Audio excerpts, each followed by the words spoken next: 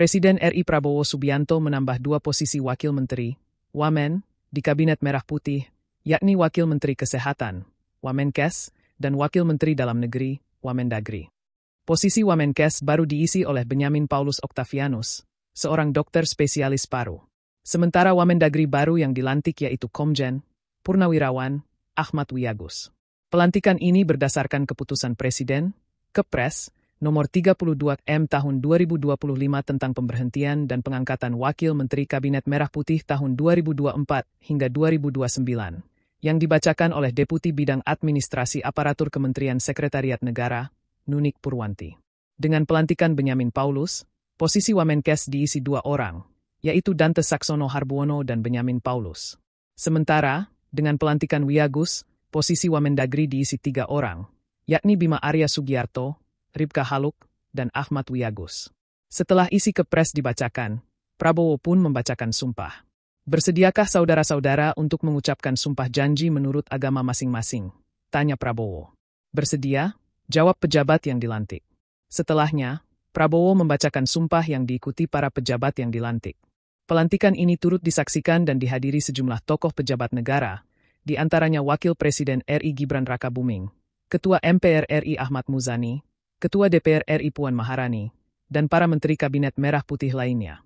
Presiden Republik Indonesia menimbang dan seterusnya, mengingat dan seterusnya, memutuskan, menetapkan dan seterusnya. Ke-1, mengesahkan pengangkatan masing-masing 1.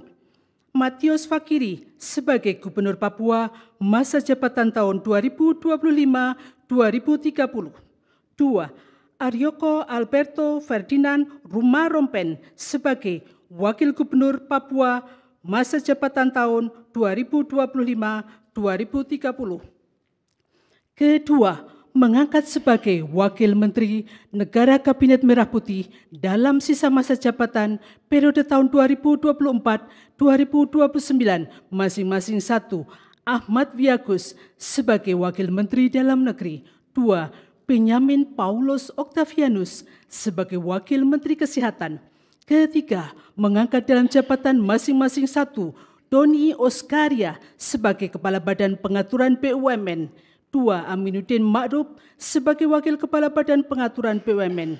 3. Teddy Barata sebagai Wakil Kepala Badan Pengaturan BUMN. Keempat, mengangkat Komite Eksekutif Percepatan Pembangunan Otonomi Khusus Papua masing-masing 1. Felix Fernando Wanggai sebagai Ketua. 2. John Wempi Wetipo.